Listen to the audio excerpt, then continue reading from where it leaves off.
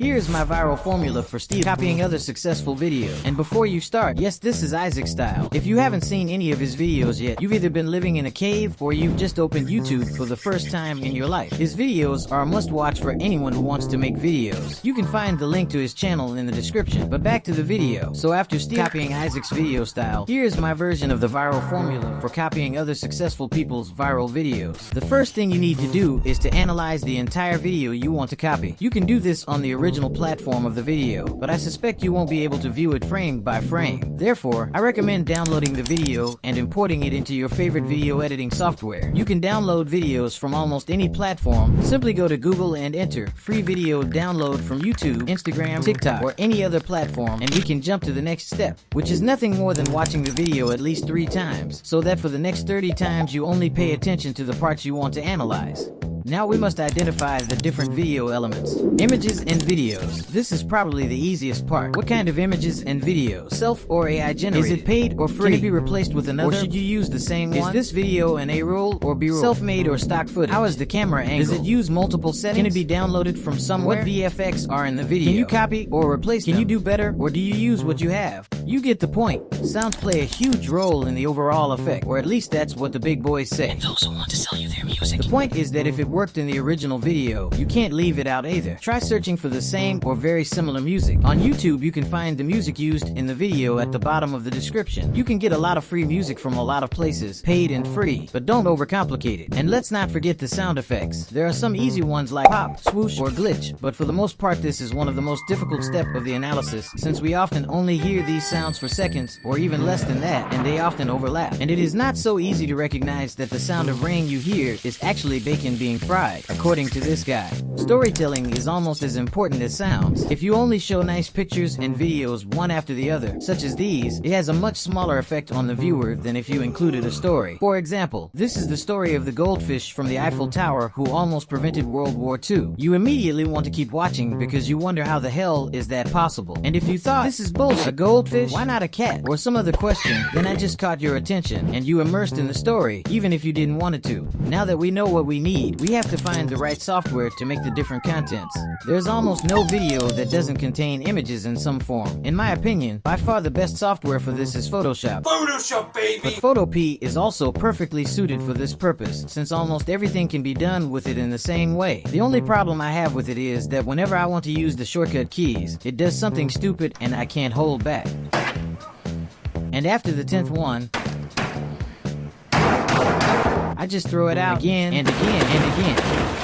Okay, now that we know how to take the pictures, let's start with the video. It's not so easy to say who's the clear winner here, because which video editing program is the best for you largely depends on what level you are in video editing. Almost all professionals use Premiere Pro. Some may use DaVinci Resolve, but my favorite is CapCut. In fact, I did this whole video with this thing. By far the best for beginners. It's free, quick to learn, and has tons of user-friendly features. You can say, but I want to use the best software the professionals use. To which I can only say go ahead. But ask yourself what you want to be, video editor or content creator. If you want to make a living from the latter and not from video editing, then you are better off learning the basics as quickly as possible to get started, and as soon as you can, trust others with video editing. But let's not forget about other software that can greatly help your work. First and foremost is Google. Whether it's any kind of search, image tutorials, trends, or anything else, Google is your best friend. ChatGPT is another one that no one can neglect nowadays. It can be extremely useful in writing texts, brainstorming, or creating various nonsense. So if you're interested in the story of the World War II almost heroic goldfish, just ask him for the story, and you can share what you got in the comments below.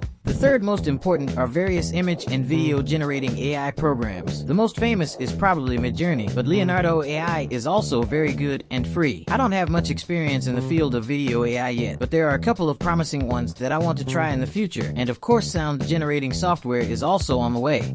Now that we've got everything set up, it's time to create things. This is the second step: create, and create more. The first and perhaps most important is the story you want to tell. Almost every viral video has a story behind behind it, whether it's a short or a long video. If you can, keep the best parts of the original and add your own unique twist. Just to back this up, my best performing video is also the one where I put a little story behind it, and it's not just about video editing. I tried to put 3 times as much storytelling into this one, so we'll see how it does. If you like this style, it's time to press the like and subscribe buttons. Okay, one time will be enough. Once we have the story, we can start the rough cut. This one step would be a separate video in itself, so I won't go into it too deeply for now, but the point is to put all precision aside and just throw together a rough video sketch. Create a video that tells your story, whether with placeholder images, uncut short videos, sounds and audio, and maybe some effects to make the video flow well. But like I said, don't overcomplicate it yet. Now that you know roughly how you want to make the video, it's time to create the actual assets. Use the software outlined in the previous point. Create, download, steal, copy other people's stuff and transform them to fit your style. For example, if you see a good picture that you like, don't copy it exactly as it is. Look for a similar one on the internet, or download it and edit it a bit with an image editing program. Or simply tell the AI to make another picture from this image. Create a few different variations, and we can proceed to the 3rd step and start composing our final video. We're done with the preparations. It's time to start putting the video together. We need to match each element with its corresponding placeholder. Check that the images are the right size and the videos are long enough, and start replacing them in the right order. However, there's a little trick I use, because often the video we want to use does not match its temporary video's length, and if we have many elements, it can be difficult to move them at the same time. So I often start swapping out the elements from the back. Then, as I move towards the beginning, if there are already too many elements behind me in the timeline, I simply make a compound clip out of it, then continue working, and when it starts to become too much again, I undo the compound clip. Select again all the elements I'm already done with, and I'll make a compound clip out of them and repeat the process until I'm done with all of them. After matching everything, I start making the transitions between images and videos,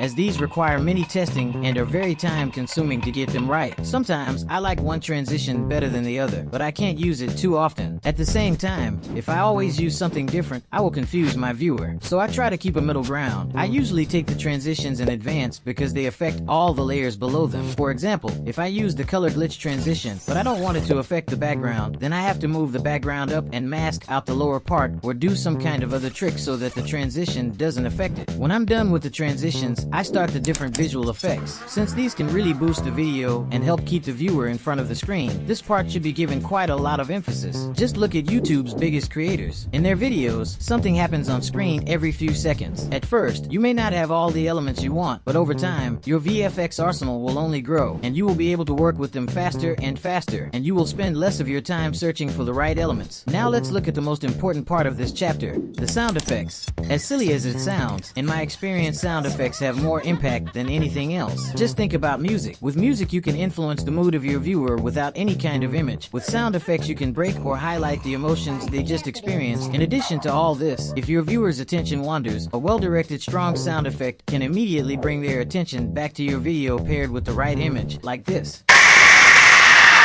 Sorry about that. These items require quite a bit of time and effort, so don't worry if it won't be perfect the first time. Get the best out of yourself at the moment and then move on. Don't spend too much time on one detail, because you might come up with a much better idea a few minutes later and throw the whole thing out in the trash. Let it rest for a while in the back of your mind, and if later when you look back at your video and you still don't have a better idea, take a few minutes again and finalize it to the best of your ability. Watch the video again and again. If you are not satisfied with something, go back to the previous point and fine-tune it. Sometimes such a small mistake can affect your entire video, and you may even have to rearrange the entire video and adjust everything with a few frames. You may think that that small mistake doesn't matter that much. They won't even notice it anyway. But believe me, if you noticed it, your viewers will too. Maybe they won't rub it under your nose, but a few small mistakes like that, and you've already lost a few viewers. So go through it again, fine-tune, finalize it, and if you're satisfied with everything, publish it. I won't go into this part too much, because that would be another video, and there are already tons of videos on this from more experienced creators on YouTube, and I don't think you need to hear it from me again, right?